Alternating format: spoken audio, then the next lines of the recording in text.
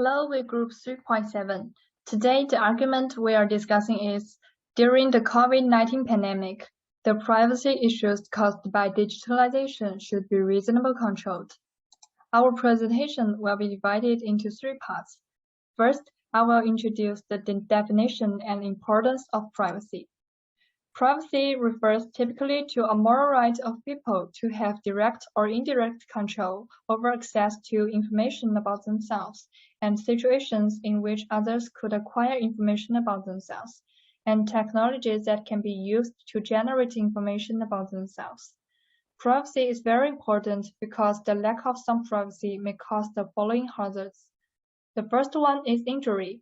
Other people's unrestricted access to their bank accounts, personal data, social media accounts can be used to harm data subjects in a variety of ways. It may also cause information injustice and discrimination.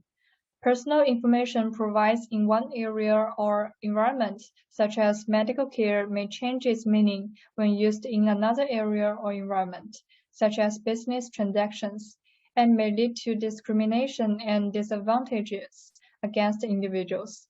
It may also cause violation of moral autonomy and human dignity.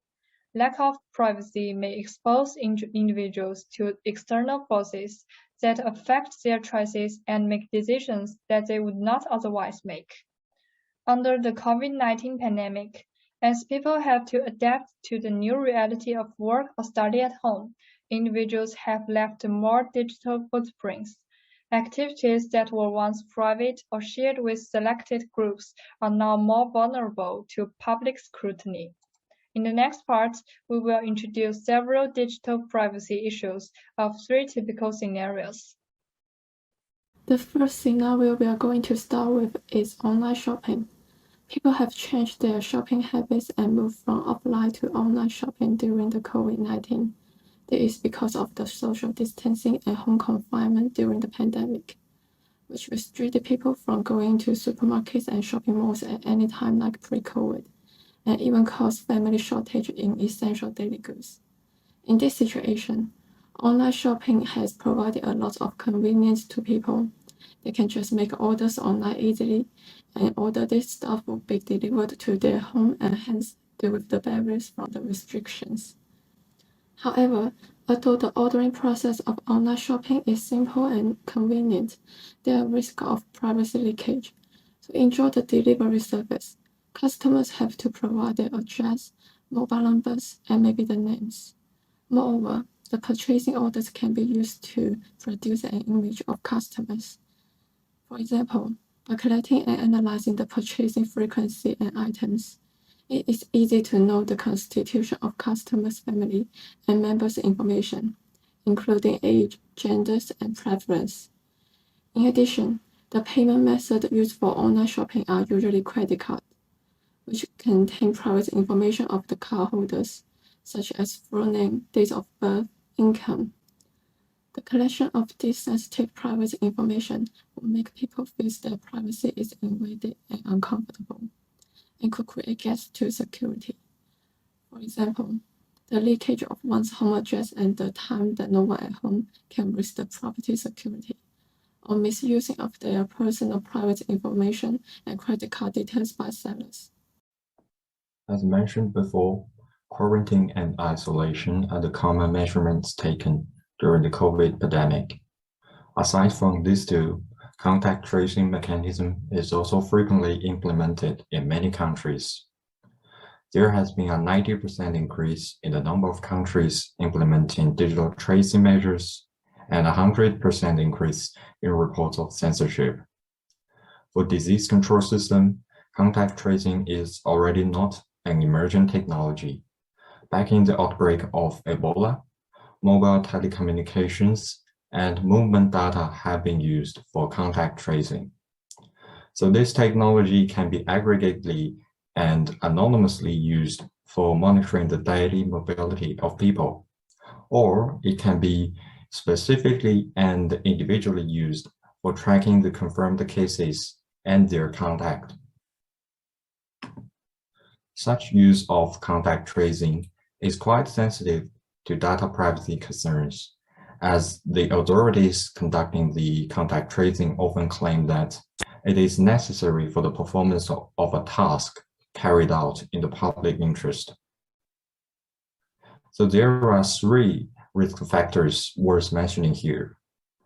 First, the information collected is not transparent, and there is a risk that a lot of unnecessary private information is being collected at the same time without the public being aware of it. For example, IGIS of Australia refuses to disclose what data is collected during the pandemic. In addition, it is difficult to be sure that users' data is completely deleted after the pandemic, and this information collected by the government may be used without authorization for other purposes. For example, Singapore police used to use TraceTogether to trace criminals. And then the risk of information leakage of the users is also quite concerning. For example, it is used to be reported that information of confirmed cases in China was released by a doctor, which invites internet violence. This part is going to talk about the third scenario. During the pandemic of COVID-19, many students were locked down in their homes or had limited movement, which has made on-site learning an impossibility. It forced schools to shift classes online to keep students on track. Under such circumstances, educational technology is widely adopted as it is believed to be effective in facilitating the experience of remote learning.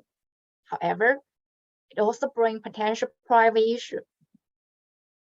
From the external side, student information faces the risk of being collected and used without authorization. A survey conducted by UCLA suggests that more than half of teachers have shown a preference for aid of use rather than consider a product or a platform that will be best protect privacy. Therefore, a large number of educational technology are adopted that do not meet the legal requirement. Additionally, even privacy-friendly platforms are at risk of being hacked.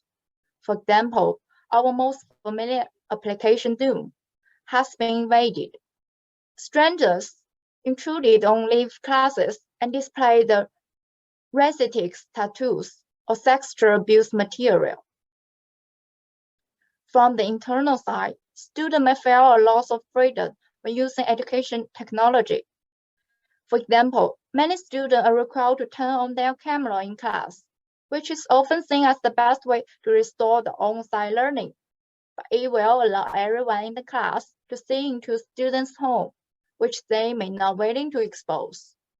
In addition, many educational technology give teachers an expensive real-time look into what their students are viewing or working on. They also contain a panoply of features to control students' computer, like ability to freeze their screen. Such products are usually designed to prevent students from cheating on them, but make them feel offended and monitored. Overall, during COVID-19 pandemic period, the privacy losses brought by the use of technology in online shopping, contact tracing, and remote learning are inevitable to protect public health. However, application providers and the government should mitigate and prevent privacy breaches caused by digitalization using technology and regulations, respectively. The first feasible solution is that the application developer companies could use privacy protection techniques, which include anonymization, encryption, obfuscation, pseudonymization, and hybrid. To be more specific, using some emerging technologies are also part of the PVTs. Many researchers believe that those technologies could efficiently control privacy violations from the perspective of digital solutions. One example of emerging technologies is better-weighted analytics. It stores sensitive private data only in local devices instead of centralization, which makes monitoring the privacy data easier. The second solution that many governments have already done is to use laws and regulations to control privacy from a legal perspective. GDPR, with a wide scope of regulations to protect data privacy, is believed to bring more advantages during the unstable COVID-19 pandemic period compared with other regulations, such as the U.S. Health Insurance Portability and Accountability Act. GDPR's flexible and wide principles enable it to be applied both on public centralized systems and private decentralized systems. In Australia, there are Australian privacy principles to guard COVID app data. For example, according to APP 11, an app entity must take reasonable steps to protect personal information in the host from misuse, interference, and loss, as well as unauthorized access, modification, or disclosure.